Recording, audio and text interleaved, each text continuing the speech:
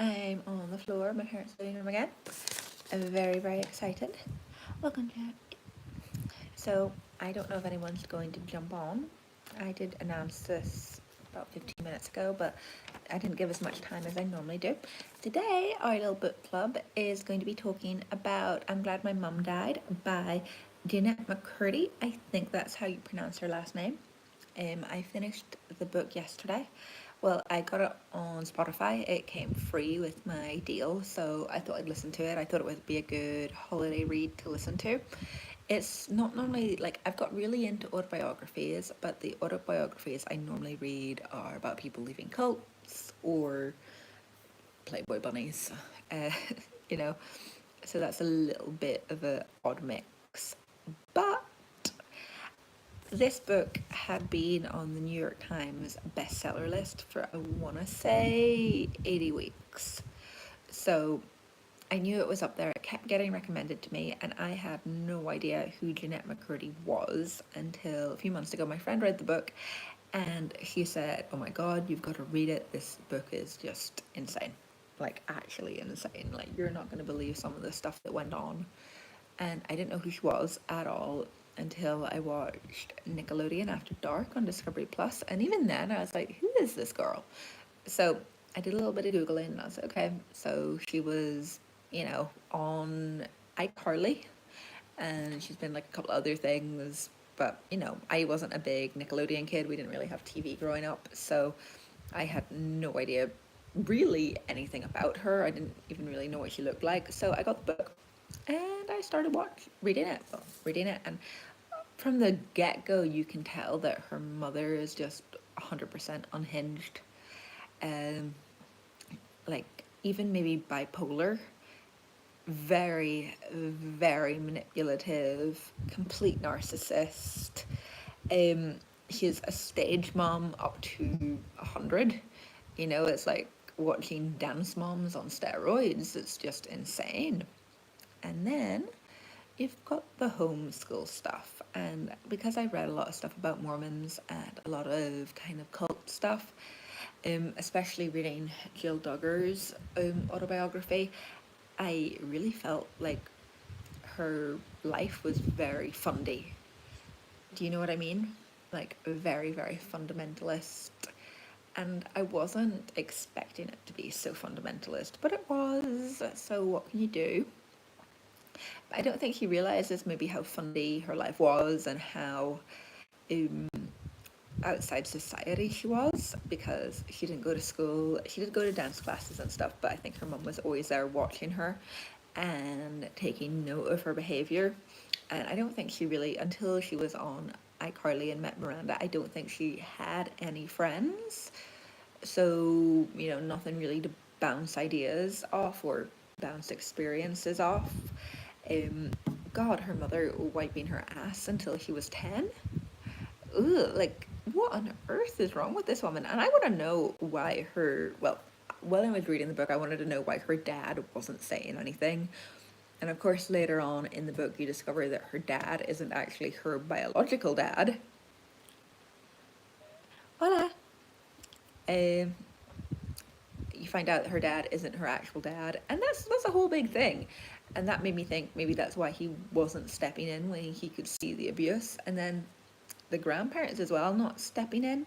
But the bit that really got me was, why on God's clean earth was this woman showering her daughter, who was like 16, 17 at this point, with her son, who was 17, 19, 18. Like, why is she showering these two young people together? Just, it gave me the heebie-jeebies. And then her mum, like, examining her for cancer. Like, I know cancer, like, checks are important, but I don't think your mother should be doing it every week in the shower. Just, I get the impression that might be a bit messed up. It's crazy to think, Jennette is only a little bit older than me. I didn't know what age to think she was, because of course when I started reading the book, I kind of matched up the timelines, and I thought, well, she was probably about the same age, and she's a little bit older than me. But it still was just the whole thing, like her life in like my life when you're judging them side by side. She's only a little bit older than me, and the experiences are vastly different. So that was quite harrowing to think about. I want to talk about the cycle of abuse with her granny, her mother, and herself. I know Jennette's obviously broke the chain at this point, but that granny, the way her granny spoke to her was exactly the way her mum spoke to her when she was mad. And I kind of got the impression that the granny and the mum were exactly the same. The granny had kind of didn't care about liking Jennette, whereas the mum liked and loved Jennette, even if it was a vicious, horrible thing. That's how it came out. But I think the granny was just vicious and horrible. But was she like that with her own daughter? Is that what turned the mother into such a toxic parent? I don't know, but I did think it was really interesting. And then you need to get into Mormon beauty standards, and Jennette talking about the whitening strips and her mum bleaching her hair, and yeah, it's very feminine, it's very Hollywood, but I also got 100% Mormon vibes from it. I'm gonna have my tea. If anybody has any questions, put them in the comments, and make sure to give this video a like. What else do we have? I think Jennette has so much backbone for standing up to Nickelodeon after iCarly, or no, it was Sam and Cat, when Sam and Cat ended and they offered her that $3 million or whatever it was payout. That's insane. Like, I don't know if I would have the backbone to say no to that sort of money. I don't know if a lot of people would have the backbone to say no to that sort of money. And, props to her. I mean, she took the high road, and that takes real guts to do. It's not easy to, say no to that sort of money. It's life-changing amount of money, even for, someone in her position, and she says that. So I think that's pretty good.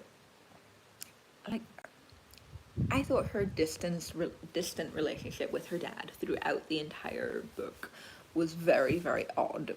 And then when she was saying about taking to calling him Mark when, she was about 16, and, she has only a few really good memories with him compared to her mum, and she felt like her mum had sacrificed a lot, and her mum constantly kicking her dad out. It didn't actually come to a surprise to me, the reader, to find out her mum had been having a long-term affair. It really, really didn't. And to find out that two of her brothers and herself have a different father, so messed up. I thought the way she described her mum dying, and the shit bags, and her mum's brain tumors meaning she can't speak, and it was hard reading. Of course, you can't talk about this book without talking about the horrible, horrible eating disorder stuff that goes on in this. I think Jennette is very aware now that her mother also had an eating disorder and never recovered from it, and forced that onto her child. I think a lot of parents are like that when they have eating disorders. I don't want to name names, but I know some people that's happened to. The mom feels this way, so the daughter feels this way. So I think that's a lot more common than people think. Body dysmorphia can be inherited, especially if somebody's constantly badgering themselves about their own body, and then they start putting that on you. You're regurgitating the same sort of things that they're saying about themselves. You pick it up. I mean, it's only natural. Bonjour. So, hola y bonjour. I don't speak French, but I'll try. Then I want to get into the bulimia stuff. Oh my god, right.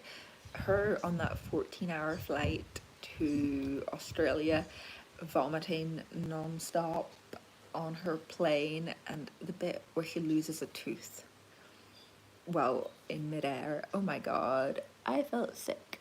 I felt actually sick. Yes. Cheers. Just, would that not be the moment where you say, like, you have to stop? Like, I can't keep doing this. Like, losing back molar on a plane. Like, she's lucky she wasn't in pain. Like, because if you lose a tooth, that can be so painful. Not good. So there's that. I thought it was funny the way she kept bringing up Dwayne "The Rock" Johnson. But I suppose as well we can't talk about this book without talking about like the weird sexual components of it. I mean, I think her first real boyfriend, the guy who was, I want to say 12 years older than her and obviously had a drinking problem, just what on earth? Like, of all men to choose, why did you choose him? Probably because he was just there. You know, that's what I think. He was there, he was showing interest in her, and she was young and insecure and not probably around a lot of boys her own age. So that's the only thing I can think that got that relationship to, you know, spiral into what it became. But the blowjob scene. Ugh. And her not knowing anything was just, it was hard to listen to. Like, I kept having to turn it off when my mum came into the room. And then her other boyfriend, who is schizophrenic or bipolar. I'm gonna say he's schizophrenic, because the guy thought he was God. That was odd as well, and I'm surprised she stayed with him for as long as she did. I mean, I know. Thank you for saying I've got a nice haircut. I was in the sea, swimming. I'm actually still wearing my bikini and my slightly damp dress because it's still really hot here. It's about, I want to say 32 degrees. I'm gonna go get in the pool after this. But yeah, back to the other boyfriend who thinks he's God. Why did she stay with him? Why? Like, I don't know if I would. And then he just becomes a massive stoner and she can't get him to leave the house. He's not working. She's obviously paying for everything. She says about trying to get him help, and just, it sounds like a complete nightmare. I mean, at least she was smart enough to know that they were very codependent and there was very little likelihood of him changing. Do est Angleterre. Soy de Irlanda del Norte. Sí, pero mis padres viven en España y vivo en España para 16 años. Pero ahora ven aquí de vacaciones. Yeah. Where else? Yeah, so this book I think maybe is still on the like New York Times bestsellers list. I'm not sure. I haven't looked it up. I was stalking Jennette on Instagram and I seen that she put up 40 weeks and then 80 weeks on the New York Times bestsellers list. So I thought that was pretty like insane. That's a long time for a book to be up here. I don't know how many other kind of autobiographical books in this style get that sort of acclaim, especially for someone who is a child actor that honestly I don't think was overly well known in Europe.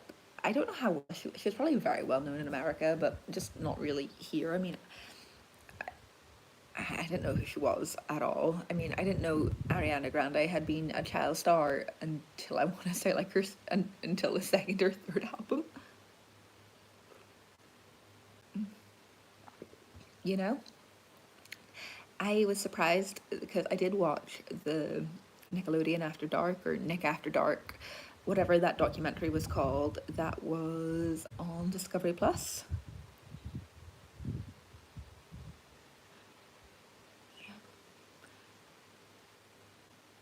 Ah, vale, vives en el norte de Francia. Perfecto. Tengo un amigo de Ecuador también. Trabaja en el Costa del Sol. Anyway, so I was surprised Jennette wasn't in the Nickelodeon After Dark documentary. I don't know, like, I kind of get like that would have probably been the perfect place for her to out her story, and I know the book had already come out by the time the documentary came out, but I was surprised not to see her. But I guess maybe she doesn't want to be on film anymore. She talks in such great detail about hating acting, but I suppose a documentary would be different.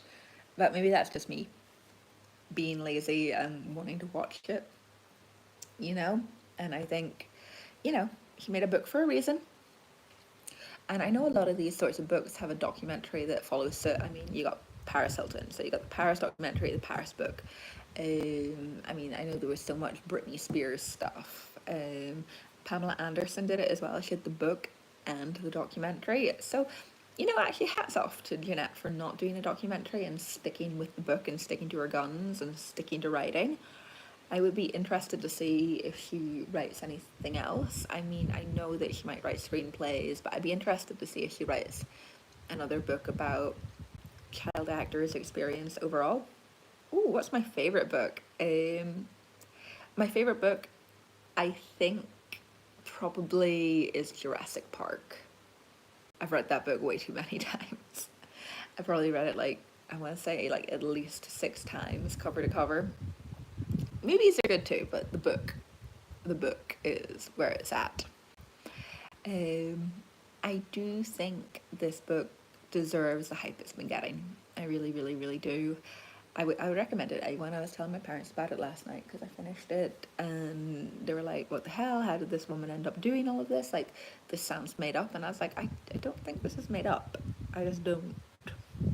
But it is what it is. I think I'm going to go back to reading, what's it called? Shogun. It's taking a long time to get through it. I still have like, because I've got it on Audible, and I still think I have like 16 hours left of the second part, and it's good. And my stepdad's read it, and we were talking about it, and he was saying that this book, like Shogun, is great, but he takes 10 sentences to say something that could have been said in 1 sentence, you know? But that's what I'm going back to. I might also read Down the Rabbit Hole by Holly Madison, another Playboy Bunny book. So maybe I'll do a live about that at some point. I am going home tomorrow, back to Ireland, back to work.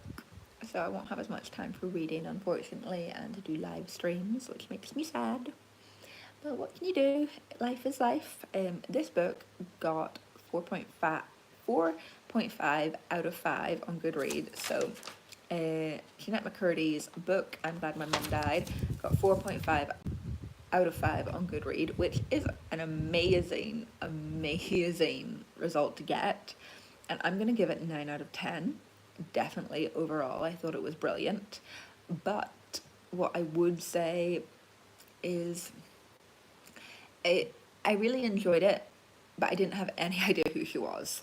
I know who she is now, but I really had no idea who she was. And when she was saying about how famous she was and stuff, like, I didn't relate to that because, of course, I'm not famous, and I really had no idea who she was. So I was like, who? Like, if I'd seen you, I wouldn't have known you from Adam. But it was still, you know, it's still a very, very good book. I didn't, you know what put me off reading it for so long? It wasn't just the hype around it and that everyone on the internet was talking about it forever. Because I remember, I think I was listening to Shallon talk about it briefly, and she mentioned the letter, send money for a fridge. I hate the idea of his ding dong inside you, like that bit, you know, when her mother sends her the horrible letter when she's in Hawaii and things. And it kind of put me off because everyone was talking about it. But you know what really put me off? The book cover. Yeah.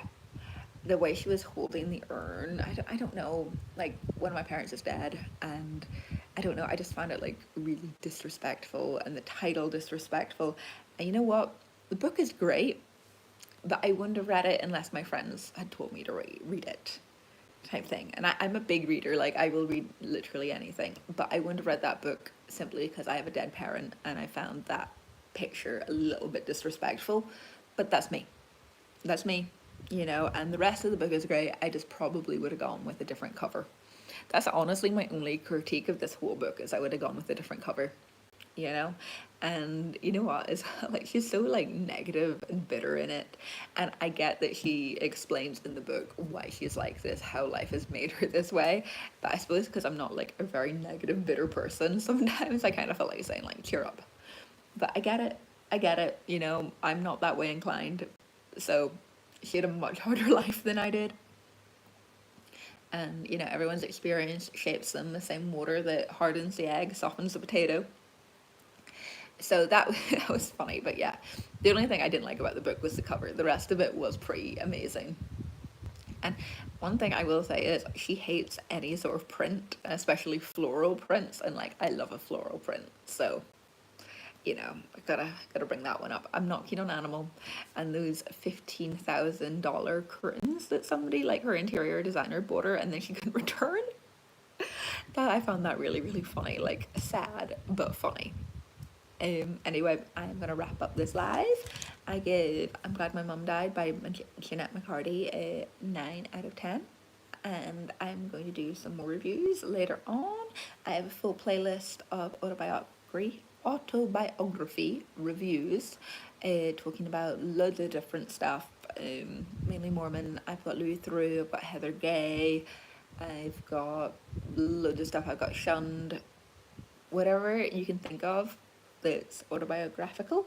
If you want to leave me a comment on this video with what you want me to read, like an autobiography that you read that you think was brilliant, leave it in the comments below. You can also subscribe to this channel. I make a lot of Game of Thrones content, a House of the Dragon content, a Cursed Kings content, anything kind of that way inclined. Until next time, guys, bye. I'm going to exit out of here. Exit. Exit.